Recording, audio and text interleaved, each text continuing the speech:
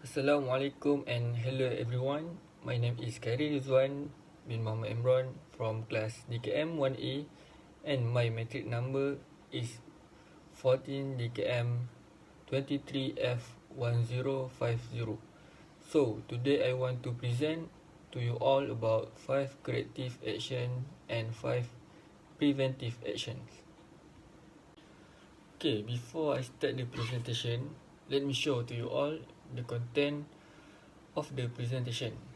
The content will have 6. The first is introduction, the second is objective, the third is problem statement, the fourth is corrective action, the five is preventive action, and the last one is conclusion.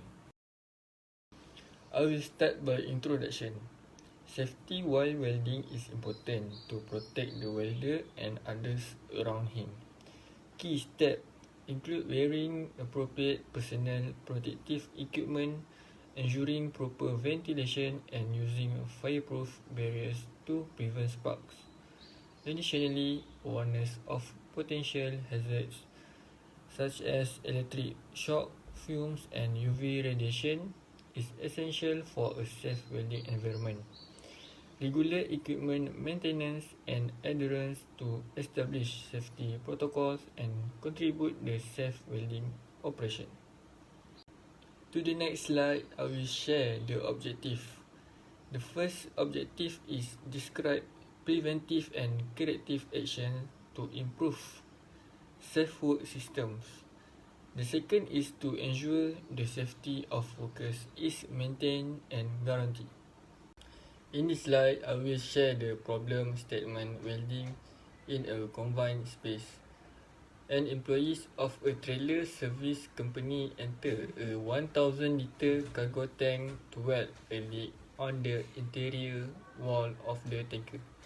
Despite the presence of a strong odor of liquor thinner, the material previously carried in the tanker, the welder decided to proceed with the repairs even though the Raytheon company safety policy requires the use of an explosion meter at that point.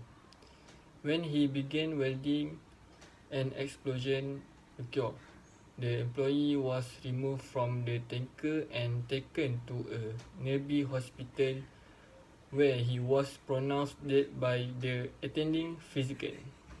Okay, next slide, I will share to you about 5 corrective actions. The first point is always wear safety clothes. The welders must always wear safety clothes such as safety jackets, safety gloves and more before starting the welding process.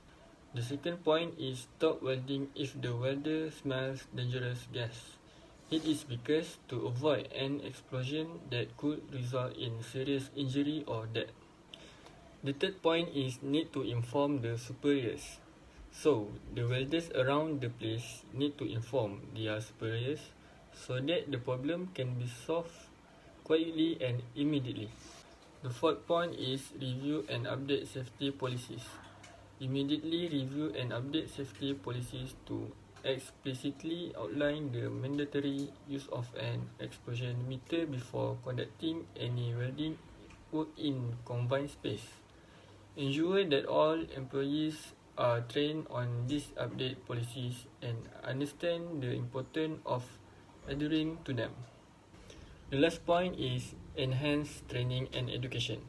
Here, employers need to provide comprehensive training to all workers, especially welders and those working in confined space, on the dangers of working in an environment with potentially hazardous waste or fumes. Emphasize the importance of the following safety protocols and procedures at all times. For the next slide, I will share 5 preventive actions. Let's see the point. My first point is clean the welding area. The workers must first clean the welding area from flammable materials before starting the welding process so that no problem occur. The second point is careful planning. After arranging strategy, planning due diligence by the employer is necessary done before, during and after work done at in-space confine. The third point is continuous improvement and review. Employers need to establish a system for continuous improvement by regularly review and update safety protocols, procedures, and training modules.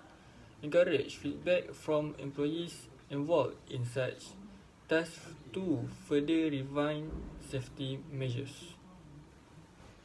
The fourth point is providing specialized training. Employers also need to offer specific training programs on confined space entry procedures, use of gas detection equipment, and hazard identification to workers involved in welding or confined space work. Okay, the last one point is risk assessment and hazard identification. Employers need to conduct a regular risk assessment and hazard identification process specific to confined space. This includes assessing the potential risks associated with previous cargo, waste materials, and the nature of the work to be performed. The last slide is conclusion.